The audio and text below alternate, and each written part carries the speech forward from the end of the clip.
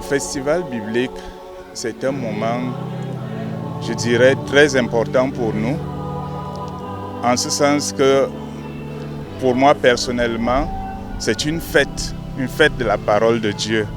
Et chaque fois que nous devons exposer la parole de Dieu à la connaissance du peuple, c'est toujours un grand moment, un moment particulier, un moment de célébration qui mérite toutes les attentions pour nous et à la fois aussi pour le peuple.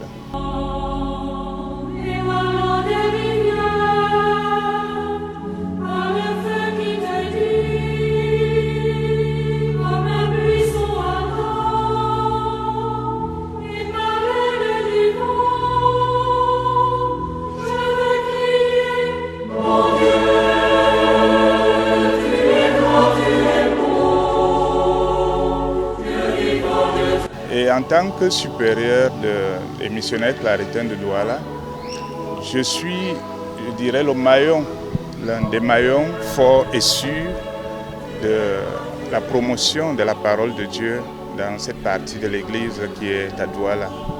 C'est pourquoi, lorsqu'il y a des occasions pareilles, je n'aimerais pas les rater, parce qu'il faut continuer à montrer au peuple de Dieu la valeur de la parole de Dieu pour notre croissance spirituelle, notre croissance humaine et même notre croissance sociale.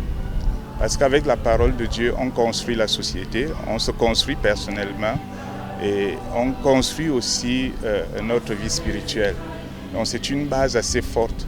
Et pour nous, en tant que serviteurs de la parole de Dieu, missionnaires claritains sont les serviteurs de la parole de Dieu, il est important de mettre à la connaissance de tous cet outil important qui est la parole de Dieu, mais aussi en promouvant des aspects de cette parole de Dieu comme la connaissance quotidienne de cette parole, notamment à travers l'agenda biblique qui est ce bijou d'or, cette splendeur que les claritains ont voulu mettre au grand jour pour le peuple de Dieu en vue de connaître quotidiennement la parole de Dieu. Et donc, elle permet à la fois de connaître la parole de Dieu, de connaître la catéchèse de l'Église, de pouvoir prier, parce que nous avons des éléments importants dans cet agenda. Nous pouvons consigner nos méditations là-dedans, nous pouvons prier le chemin de croix, nous pouvons faire des neuvaines, nous pouvons réviser notre catéchèse chrétienne que nous avons reçue dès le bas âge. Donc il y a toute une panoplie d'éléments qui nous permettent aujourd'hui de dire vraiment la parole de Dieu pour tous.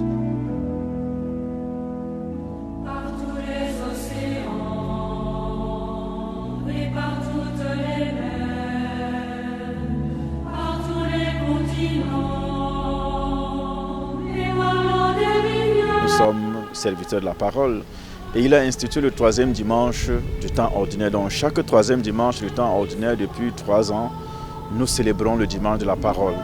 Et nous avions déjà eu ça en avant-garde parce que nous avons instauré dans notre congrégation la semaine biblique. Nous avons donc saisi cette occasion pour mettre en exergue ou pour mettre en relief cette semaine-là. Et pendant la semaine, nous fonctionnons avec le calendrier liturgique. Donc, comme cette année, c'est l'évangile de Marc qui est en exergue, nous avons donc mis à la disposition de nos fidèles cet évangile en organisant les groupes d'études qui, n'est-ce pas, nous ont donné une synthèse à la fin pour voir si les uns et les autres ont travaillé. Mais avant ça, pour faciliter la tâche, on a sorti un questionnaire qu'on a partagé dans les différents groupes et mouvements de la paroisse. Ils se sont donc assis, ils ont réfléchi et puis on a fait une synthèse qu'on a donc publiée dans toute la paroisse comme le fruit de l'étude biblique qu'on a eue. Nous sommes en train de faire le festival biblique, célébration de la Bible. Oui. Nous présentons la Bible aux fidèles comme le livre qui contient la parole de Dieu. Oui. Et nous encourageons les fidèles à lire la Bible et de vivre tout ce qui vient de là-bas. Oui. Et cette année, nous sommes en train de présenter de façon spéciale la Bible illustrée pour les enfants. Oui. Dans nos éditions, nous avons remarqué que nous avons oublié les enfants. Chaque fois que nous présentons les choses, les parents demandent est-ce qu'il n'y a rien pour les enfants? Et nous avons pensé commencer une série Bible illustrée pour les enfants. Oui. Et cette fois-ci, nous parlons de la naissance de deux cousins, dont la naissance de Jésus et la naissance de Jean-Baptiste. Ou disons naissance de Jean-Baptiste et naissance de Jésus, par l'ordre de naissance. Donc, en fait, la Bible illustrée pour les enfants nous présente principalement la vie de Jésus et la vie de Jean-Baptiste, seulement autour de leur naissance. Je suis dans une paroisse où j'ai encore des chrétiens qui ne sont pas encore sortis de leur maison. Quand vous voulez les joindre, ce n'est qu'au téléphone. Les rencontres ne viennent pas, ils disent qu'ils ont peur. Alors que nous avons tous les moyens maintenant pour être à l'abri. On porte le masque, bref, on respecte les mesures barrières qui nous sont dictées et puis on sera à l'abri. Le problème, c'est qu'ils sont aussi âgés en âge et ils se disent non, ils sont vulnérables, ils ont peur. C'est pour ça, je crois que l'affluence n'est plus comme avant. Mais s'il faut leur donner un conseil, c'est tout simplement qu'ils se protègent et qu'ils sortent.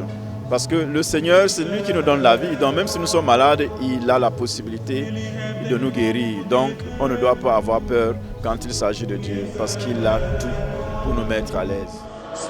Il y a des gens très contents d'aller dans la salutation Corona, parce que ça nous évite parfois de saluer la personne là qui est à côté de moi, donc je ne pourrais même pas garder la main. Mais la société nous impose ça maintenant de la pandémie. Les chefs de l'Islam, ils nous invitent à continuer à aimer Dieu. Mais sachant que, après avoir aimé Dieu, pour que ça soit ensemble, nous devons aussi aimer le prochain. Et Dieu nous donne ce pouvoir d'aimer, pas seulement notre Dieu, qui est très important pour nous, qui nous donne la force de pardonner les uns et les autres. Je suis plein de joie. Mon cœur est débordant de joie. Mon cœur réjouit parce que pendant ce temps, les chrétiens, nos fidèles nous ont montré clairement que la Bible reste au centre de leur cœur. Nous avons vu, malgré le retard, la manière qu'ils sont venus pour célébrer, pour vivre et pour acquérir la parole de Dieu. Et je suis vraiment heureux et je suis satisfait. Sancte Petre et Paule, ora te pro nobis. Sancte Andrea, ora pro nobis. Sancti Ioannes et Jacobe, ora te pro nobis. Sancte... Le festival biblique, c'est le commencement. Ce n'est pas la fin. C'est le commencement de ce qui est plus grand. Quand on finit le festival biblique, c'est pour dire que vous pouvez trouver l'agenda biblique et les Bibles et les livres partout, dans vos paroisses, ici même à la cathédrale, à Baba Simon, à la Procure, et même en ligne sur notre site. Et vous pouvez seulement appeler nos numéros 675 39 00 21, 675 39 00 21 et 6 94 43 82 09. Avec cela, vous pouvez avoir l'agenda biblique, évangélium et les autres livres et Bibles quand vous voulez et comment vous voulez. Merci beaucoup. Il y a la lumière du Christ que le pape porte qui nous éclaire. Ça nous éclaire à faire quoi? À quitter le noir, pas pour dire que les noirs sont mauvais, non. L'ombre vers le pâturage qui devient vert avec le grand travail de nos médecins par la grâce de Dieu. Et Corona est en train de descendre, c'est en train de partir. Or, le soleil est en train de briller. C'est vrai que quand on vient dedans, nous avons encore bien expliqué, nous avons encore bien explicité en images. Nous avons dit ici. Et pour les médecins, toute l'estime qu'ils méritent à la mesure de leur service. La guérison de fait vient du Très-Haut. Et c'est Dieu qui leur a octroyé le don de guérir. Ecclésiastique 38, 1 à 2.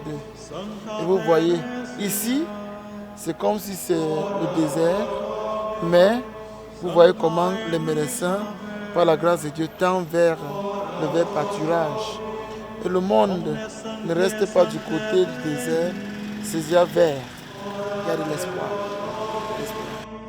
Propitios est, libera nos Domine, ab omni malo, libera nos Domine, a morte perpetua, libera nos Domine, per incarnatione